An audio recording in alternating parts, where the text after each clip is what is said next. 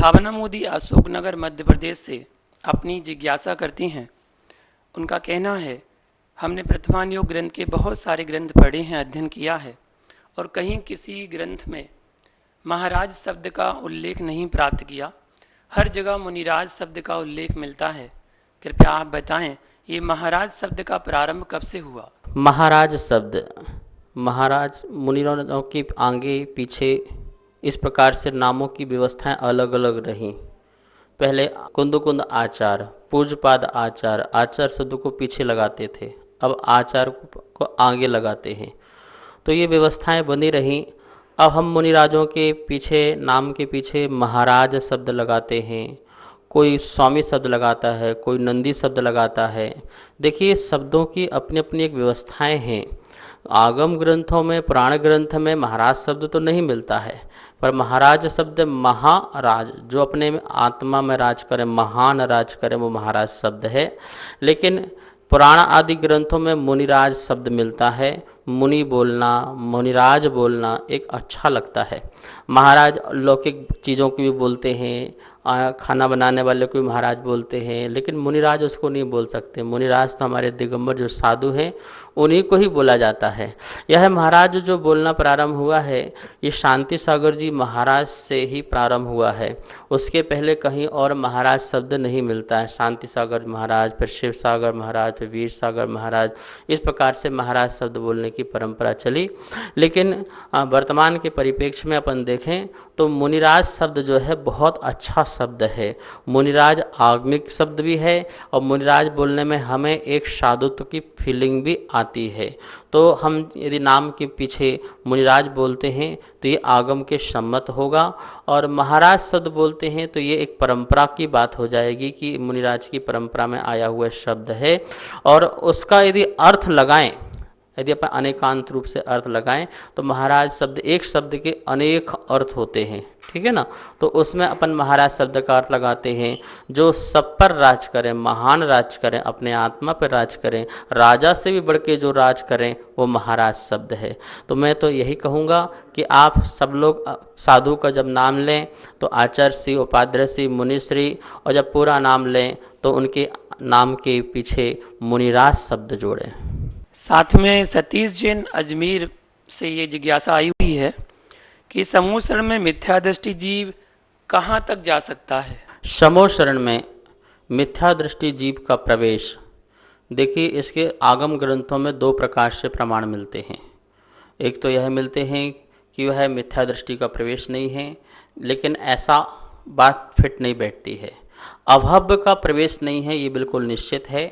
लेकिन जो भव्य, भद्र मिथ्या दृष्टि है, या यूँ कहो व्यवहारी सम्यक दृष्टि है। व्यवहारी सम्यक दृष्टि का मतलब ये है, अभी जो देव सासु कट्टर भक्त तो है, लेकिन अंदर से सम्यक की प्राप्ति उससे नहीं हुई, ऐसा व्यवहारी सम्यक दृष्टि जो है वही भी प्रवेश कर जाता है। और भद्र मिथ्या दृष्टि है, वही भी प्रवेश कर जाता है। इसके आगम में बहुत पुराण है, आदिनाथ पुराण, हरिवंश पुराण और अन्य ग्रंथों में बहुत पुराण मिलते हैं कि असंख्य जीवों ने भगवान की वाणी को सुनकर के मिथ्यात्व को छोड़ा और सम्यक्त को प्राप्त किया। तो इसका मतलब क्या हुआ? इसका अर्थ यही निकला कि वह पहले भद्र होगा, कषाय मंद होंगी, और ऐसा जीव भी जाकर के भगवान की वाणी को सुनता है तो वहाँ सम्यक्त को प्राप्त कर लेता है, ठीक है ना। और वहाँ पर मिथ्यात्व का उदय भी आ जाता है, तो मिथ्यात्व का उदय आकर के वह वहाँ से वापस भी आ जाता है। तो देखो, मिथ्यात्व का उदय तो मिथ्या दृष्टि वहीं पर हो गया, नहीं हो गया, और वहाँ से उठ करके बाहर भी आ जाता है। तो इस प्रकार के सारे प्रसंग मिलते हैं। हम ये ना कहें कि मिथ्या दृष्टि का समूह शरण में प्रवेश ही नहीं होता है। सिर्फ एक बात जरूर है, अभव्य का जो समोषण में, समोषण में भी कौन सा समोषण कह रहे हैं? 12वीं सभा, जहाँ 12 सभाएं लगती हैं। 8वीं पृथ्वी में जब 12 सभा लगती, वहाँ की बात कर रहे हैं।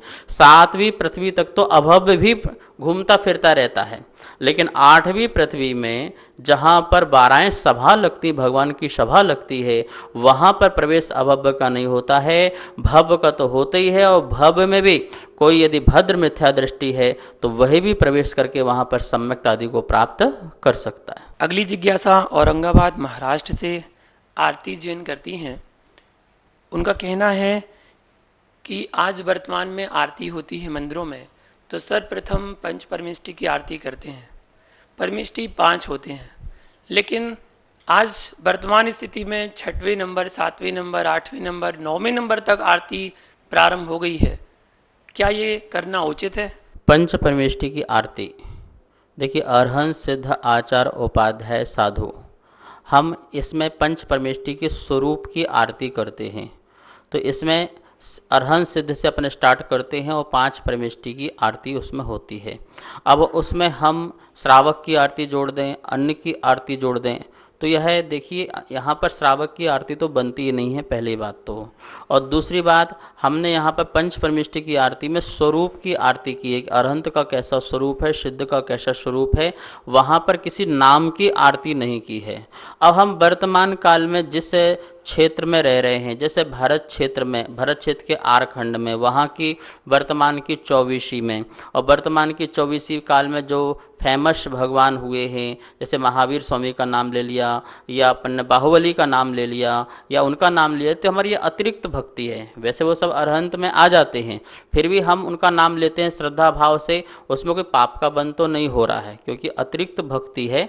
लेकिन बात यह है कि यदि हम पंच परमेष्टि की आरती करते हैं तो हमें वो पंच परमेष्टि की आरती होना चाहिए। शेष आरतियों में आप बाहुबली की आरती करो, चाहे फिर आप भरत की आरती करो, और चाहे वो किसी विशेष तीर्थंकर की या मूलनायक तीर्थंकर की आरती करो, वो अलग होता है। देखिए, आप पेपर देने जाते हैं और पेपर में आपको लिखा गया है कि आप रक्षाबंधन पर निबंध लिखो, तो आपने रक्षाबंधन का थोड़ा सा तो लिखा और बाद में दीपावली का, फिर होली का, सबका लिख दिया, तो बोलो पास हो गए, फेल हो गए, तो फेल ही हो जाओगे। रक्षाबंधन का था तो रक्षाबंधन का लिखो ना। ऐसे टाइटल यदि लिखा है वहाँ पर क्या लिखा है, पंच परमेष्टि, तो पहले पंच परमेष्टि की आरती संपन्न हो गई। अब इसके बाद आपकी विशेष भक्ति है तो आप अन्य तीर्थंकरों की, जिनवाणी माता की, या नाम लेकर के वर्तमान में अपन जिस काल में, जिस क्षेत्र में रह रहे हैं, उन भगवानों की भी आरती बोल सकते हैं। हाँ, इसमें जो श्रावक की आरती जो कही गई है, वो श्रावक की आरती हम भगवान के सामने नहीं बोल सकते हैं और ना ही बोलना चाहिए। वो जो छठी जो आरती बोली गई है वो प्रतिमा वाली लगती नहीं है, या तो किसी ने जोड़ी है, वो पंच परमेष्टि में आरती उनकी आ नहीं सकती है। हम बाहुबली को पंच परमेष्टि में गर्वित कर लेंगे, हम जिनवाणी को गर्वित कर लेंगे, क्योंकि भगवान की वाणी ही जिनवाणी होती है, उसमें कहीं बाधा नहीं है। लेकिन हमें जो टाइटल है उसके अनुसार ही भक्ति करना चाहिए। महानुभाव, आप निरंतर देख रहे हैं आचार्य प्रज्ञ सागर जी मुनिराज के द्वारा अनेकों जिज्ञासाओं का समाधान होता है, और दूर दूर से भारत के सभी प्रांतों से ये जिज्ञासाएं आती हैं, और उन जिज्ञासाओं का समाधान आचार्य प्रज्ञ सागर जी मुनिराज के माध्यम से हो रहा है। लोग अनवरत इसका लाभ उठा रहे हैं। पाठशाला के माध्यम से भी जिनवाणी के वाचन मुनिराज के मुख से सुनने को घर बैठे आपको मिल रहे हैं। इसके माध्यम से जिनवाणी का प्रचार प्रसार भी बहुत अधिक मात्रा में हो रहा है। आप भी इससे जुड़ें और धर्म लाभ लें।